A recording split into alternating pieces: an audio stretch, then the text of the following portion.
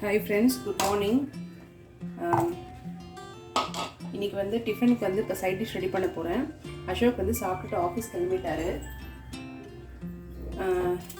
எங்களுக்கு வந்து சும்மா வெறும் அப்படியே வெங்காயம் தக்காளி 2 வரமிளகாய் போட்டு மிக்சியில் அரைச்சிட்டு அதை அப்படியே தாளித்து அதை தான் தொட்டுக்க போகிறேன். தோசை தான் கல்லில் சுட போகிறேன். நான் 3 பெரிய வெங்காயம் எடுத்திருக்கேன். அப்படியே சும்மா அப்படி ஒன்றும் பாதியமாக கட் பண்ணிக்கோங்க, ஏன்னா நம்ம மிக்சியில் தான் ஓட்ட போகிறோம். தக்காளி வந்து 1 தக்காளி,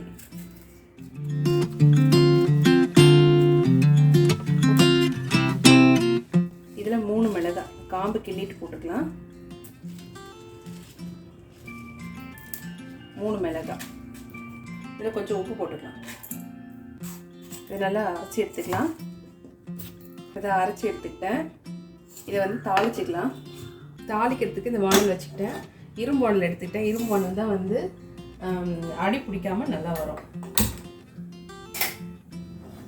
தண்ணி எல்லாம் கொஞ்சம் ட்ரை ஆகட்டும். தண்ணி எல்லாம் ட்ரை ஆகிடுச்சு. இப்போ எண்ணெய் ஊற்றிக்கலாம். நான் வந்து நல்லெண்ணெய் தான் ஊற்றிருக்கேன். நல்லெண்ணெய் வந்து ஒரு 3 டீஸ்பூன் அளவுக்கு ஊற்றிருக்கேன். எண்ணெய் காஞ்சிருச்சு. இதில் ஒரு 1/2 டீஸ்பூன் அளவுக்கு கடுகு சேர்த்துக்கலாம்.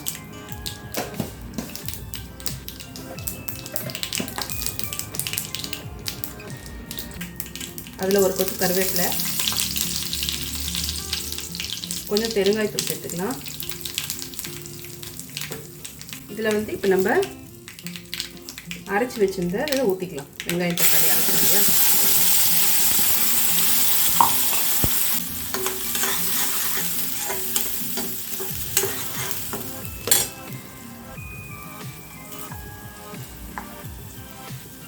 தண்ணி வந்து எதுவுமே ஊற்ற வேணாம். ஏன்னா நம்ம வந்து வெங்காயம் தக்காளி போட்டுக்கிறதுனால அதிலே வந்து தண்ணி ஊற்றி அரைச்ச மாதிரி தான் இருக்கும் நமக்கு. அதனால தண்ணி எதுவும் ஊற்ற வேணும்.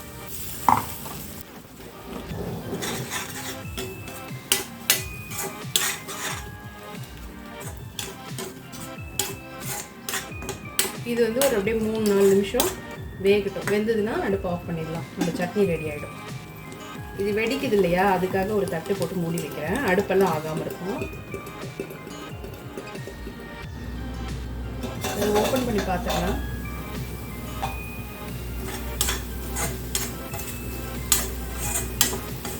இது ஒரு 4 மினிட்ஸ் ஆயிடுச்சு.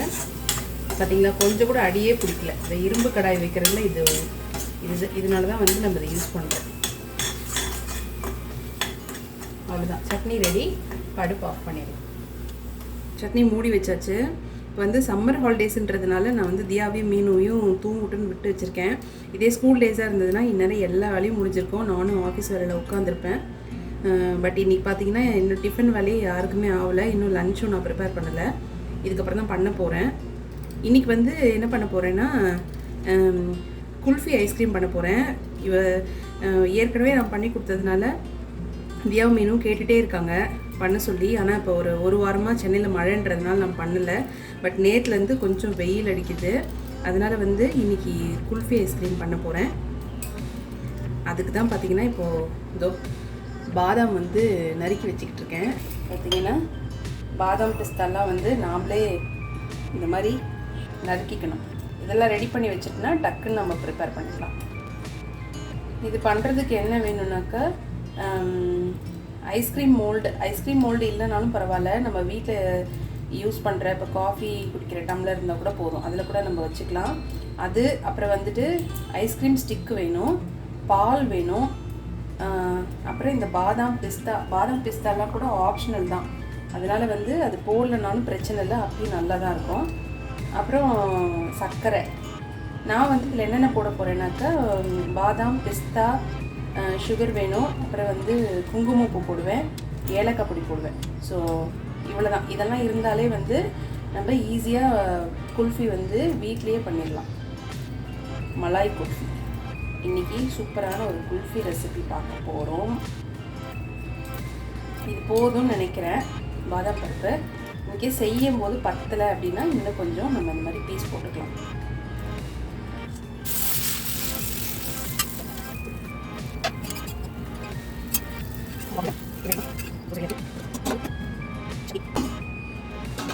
சாப்பிட போகிறேன். உங்கள் வீட்டில் எல்லோரும் என்ன டிஃபன் பண்ணீங்கன்னு எனக்கு கீழே கமெண்ட்டில் பண்ணுங்கள். இன்றைக்கி நம்ம வீட்டில் வந்து தோசையும் வெங்காயம் தக்காளி சட்னி. டிஃபன் வந்து சாப்பிட்டாச்சு. இப்போ வந்து ஐஸ்கிரீம் செய்கிறதுக்காக நான்ஸ்டிக் வானல் வந்து நான் அடுப்பில் வச்சுருக்கேன். பால் வந்து இப்போ பார்த்தீங்கன்னா இதில் பாருங்கள் எவ்வளோ பால் இருக்குது. இது வந்து இதில் ஊற்றி காய்ச்சிக்கலாம். பால் வந்து சுண்டி இப்போ நம்ம எந்த அளவுக்கு ஊற்றுறோமோ அதில் பாதி அளவுக்கு ஆகணும். அந்த அளவுக்கு நல்லா சுண்டணும். அப்போ தான் வந்து நல்லா டேஸ்ட்டாக இருக்கும். இது சுண்டுச்சுன்னா வந்து பால் வந்து கொஞ்சம் கெட்டியாகும். இது வந்து ஆடை கட்டும் போது அதெல்லாம் எடுத்து இந்த பால்லே விட்டுருங்க. அப்போ தான் சாப்பிடும் போது அது நல்லாயிருக்கும். அந்த ஆடை வந்து சாப்பிட்றதுக்கு டேஸ்ட் வந்து இன்னும் சூப்பராக இருக்கும். இது வந்து இப்போ கொதிக்கட்டும்.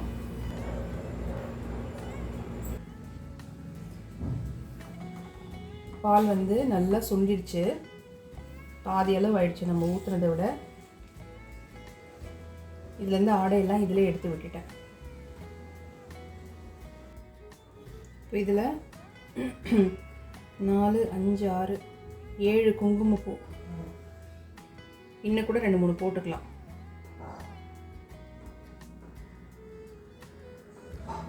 போட்டாச்சு. இது வந்து நல்ல கலர் கொடுக்கும். அது இல்லாமல் ரொம்ப ஹெல்தி குங்குமப்பூ. சர்க்கரை சேர்த்துக்கலாம். 1 கப் சர்க்கரை சேர்த்துருக்கேன். இது போதும். சர்க்கரை வந்து நல்லா கரையட்டும். இது கூட கொஞ்சமாக ஏலக்காய் பொடி சேர்த்துக்கலாம்.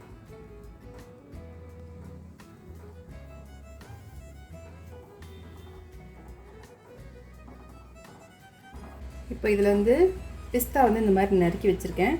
இதை சேர்த்துக்கலாம். அது கூட பாதாம் பருப்பும் இந்த மாதிரி நறுக்கி வச்சுருக்கேன். இதையும் சேர்த்துக்கலாம்.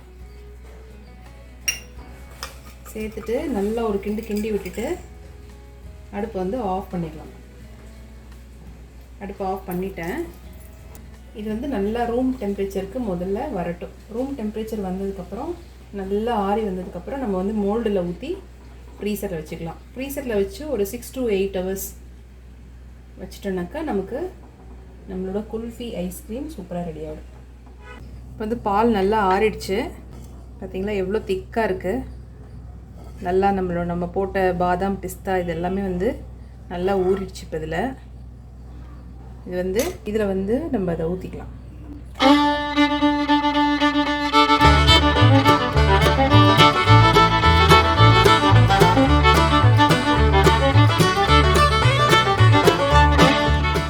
இது ஃபுல்லாக ஊற்றியாச்சு. இப்போ நம்மக்கிட்ட இன்னும் கொஞ்சம் எசன்ஸ் இருக்குது. இதை வந்து நம்ம டம்ளரில் ஊற்றி வைக்கலாம்.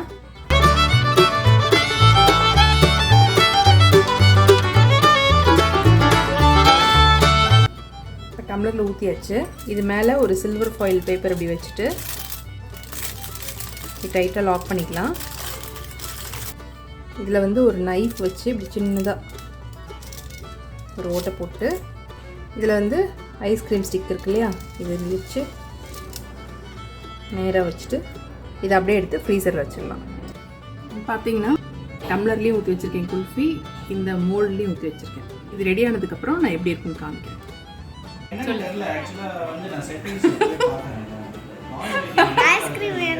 என்ன வேணும்? வா என்ன சொல்லுவோம்? ஐஸ்கிரீம் வேணும்னா ஒரு வீன் 10 instance pack with 5 years support. நான் சாப்பிட்டேன், டின்னர் சாப்பிட்டேன். இல்ல வேற ஒன்னு சொல்லுவீங்களே. 5 இயர்ஸ் சப்போர்ட். ஐஸ்கிரீம் 10 நம்பர்ஸ் வந்து கையில எடுத்துட்டீங்களா? எல்லாம் வந்து நீ அனுப்புறது எதுவே தப்பு இல்ல. அதே எடு. நீங்க மட்டும் பேசிட்டீங்க. எனக்கு ஐடியா இல்ல. நான் என்ன சொன்னேன். கிரிரே.